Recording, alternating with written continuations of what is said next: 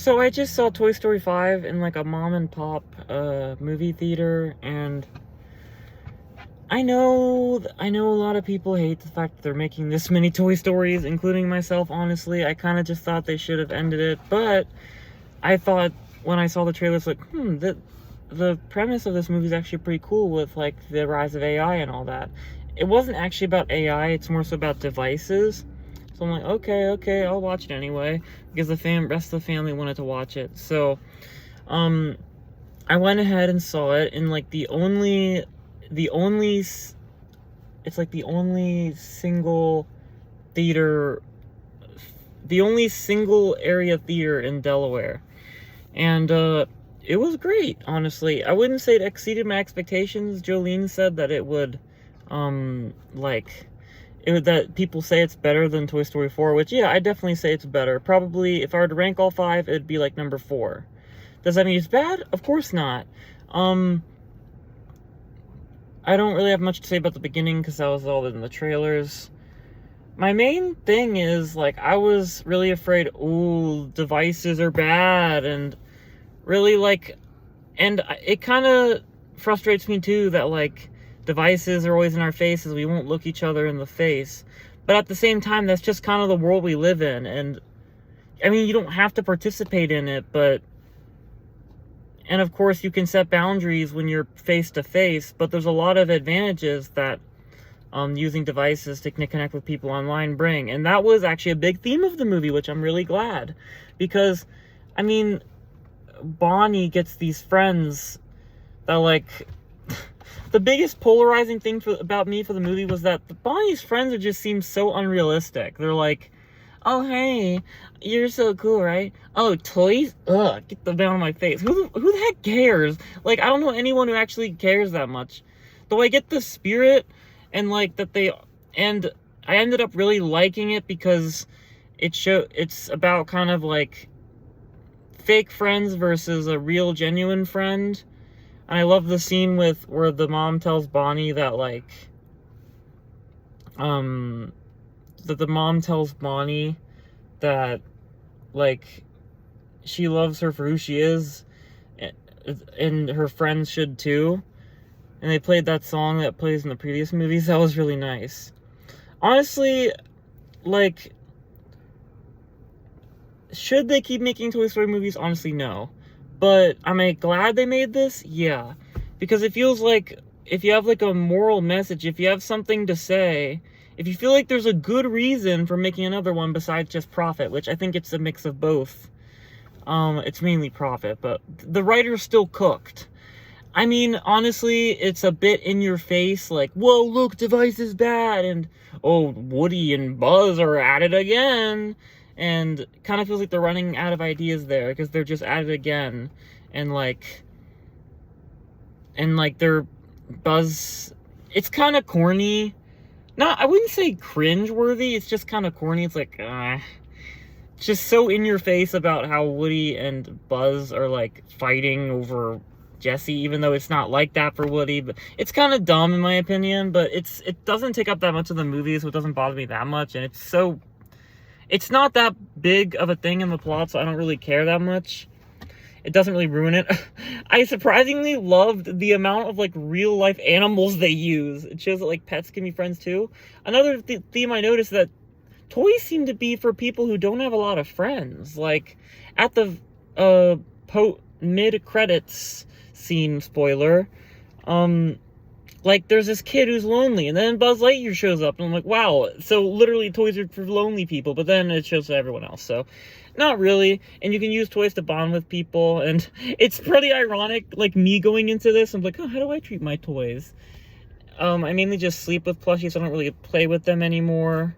Mainly I tell stories through, writing and like, voice acting. I mean, I did voice acting with the plushies. But, like, isn't it ironic? Because I used to use an iPad to film my toys. So it's like, I was, like, mixing with both. And it made it pretty funny for me. I feel like Lilypad is a bit standoffish.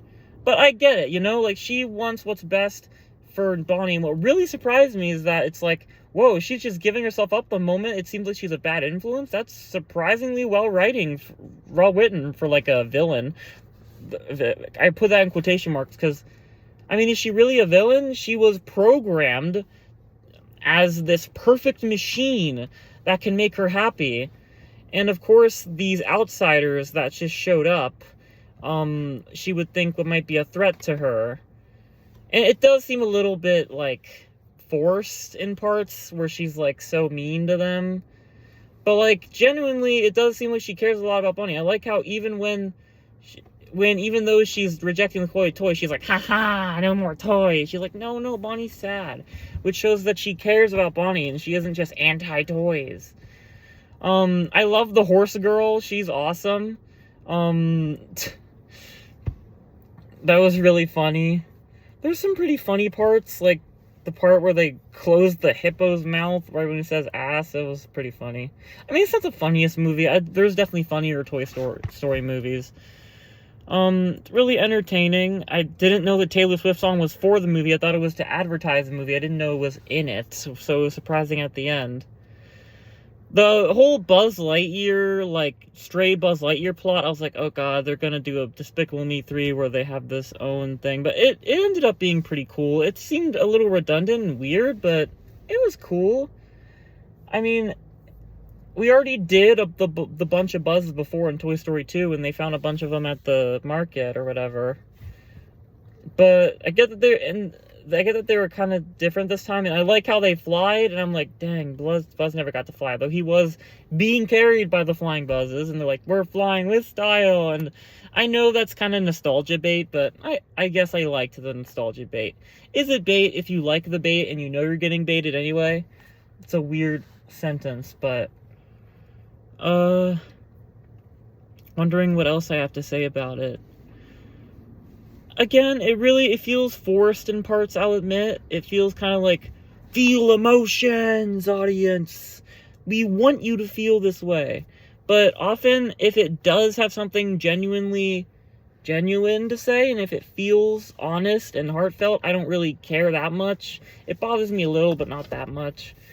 I'd rather a movie, maybe, not like force it, like, it's not very subtle, but, like, it feels heartfelt. Like, it's not there to convert you. It's not there to say, digital is bad, you should all go back to the old days. No, it's saying, like, you shouldn't let digital things just take over your life and make you get influenced by bad people, which is, dang, that's a surprisingly... Like, I'm sure, like, that's a surprisingly mature message for a Toy Story movie. And I'm like, yeah, I mean, there's been lots of mature themes. I mean, Toy Story 3, the masterpiece, like, gosh. It's between Toy Story 2 and 3 as for which is my favorite. And each of them have some serious themes. But, like, it's a solid movie. I don't think it's remarkable, like...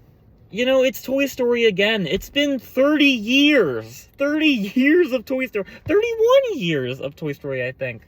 So, it takes away a lot, but it kind of also seems like they're kind of showing it to newer generations. Does that mean I think it should keep going? No. Let the newer generations see the older ones, and it's a timeless classic. So what if the graphics aren't that great? We can end it here, okay? We don't need more Toy Story movies, though I loved this one. Bye everyone.